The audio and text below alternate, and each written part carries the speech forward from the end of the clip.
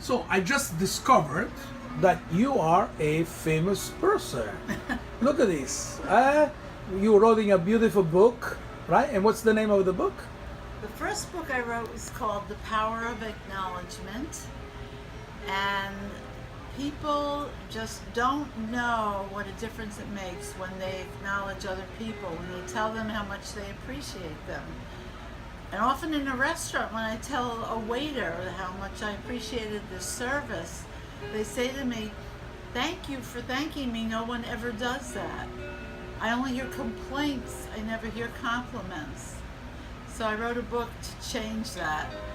And I've trained over 50,000 people in the power of acknowledgement, and another book that followed the training with that is called Grateful Leadership. And anybody who wants to know more can go to www.gratefulleadership.com, and we welcome you. Very good, very good. So basically, without even knowing you, I did the same thing that I didn't read the book, but I did very well, right? Yes, you did Do you know wonderfully. that? Do you know that one of my secrets? What is That it? in 31 years that I owned this restaurant, Marcello's, In Suffern. in Suffern, New York. Yes, of course. Yeah. I did one thing that nobody probably does. What's that? Zabaglione. No, you like the Zavaglione, right? Oh, that was great. wonderful. No. I made a point in 31 years that I opened the restaurant to never, ever not acknowledging a customer. Doesn't matter what status the person is. And I never ask the customer what business they are. Never. I want to make sure that the person that cleans the bathrooms is treated the same way as the guy that makes multi-million dollars, basically.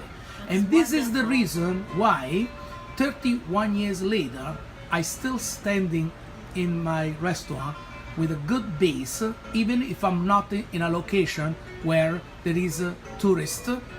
Village of Suffern is a very small town, very quiet, not too much tourism in here, but we bring in the people from all over. We brought you from Palisade, right?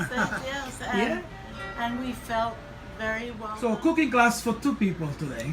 Very nice. You're very, and you're celebrating something or? His 75th birthday. Auguri, congratulations. Thank Okay. you. So as you can see, we have an olive oil tasting. We have 4 olive oil here. And then you're tasting from the first, the second, the third, and the fourth. And at the end, you tell me which one you thought you liked the most, okay? Then you're having also the Terre Sacre wine for you, and then you stay with the water. To us the difference between olive oil and extra virgin olive oil And plain virgin olive and oil. virgin and extra virgin olive oil. Okay, well, extra virgin is the first press. Is the first press of the olives, right? Then the second press is the virgin, and then after that they start to using chemical, okay, and heat to extracting the pomacia or the sansa and everything else. But to be right, to be quality extra virgin olive oil, the olives have to be 3/4 of a green, a little bit of a black. They needed to be hand-picked, okay, from the tree, and then going to be squeezed in 24 hours. If you're able to do that, you got an olive oil of a high quality with all the antioxidants that you need to fight cancer, great for your skin and for everything else. So basically you're getting a medicine and a condiment, right? Okay. Instead, if you picking up the olives already on the floor and they totally black and they are arriving to be squeezed in 60 hours, okay, the olives are going to lose all the antioxidant that you needed.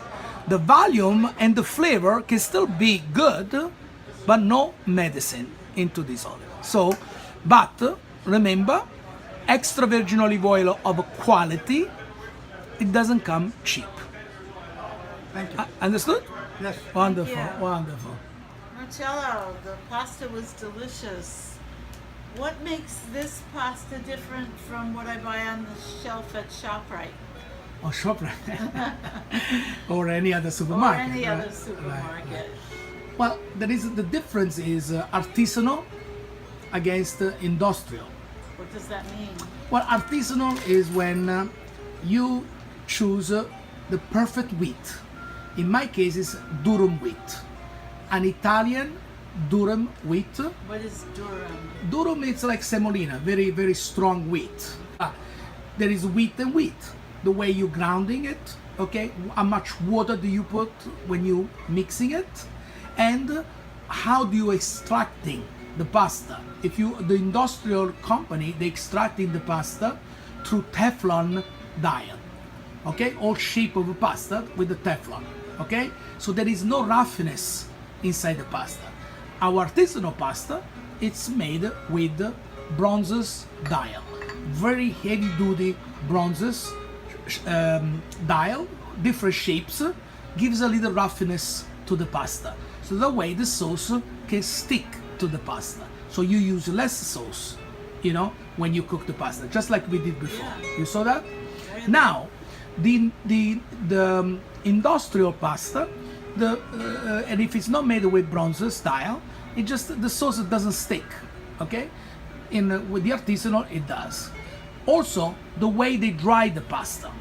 Okay, so if you dry the pasta very slowly, right, the pasta is more healthy, keeps always al dente, and you burning more calorie because your metabolism work harder to break down the pasta. Basically, that is one idea. So, and also another thing, it grows much more than the industrial pasta. So, one of my pasta equal two of the industrial pasta. The tomato that you had was also natural tomato.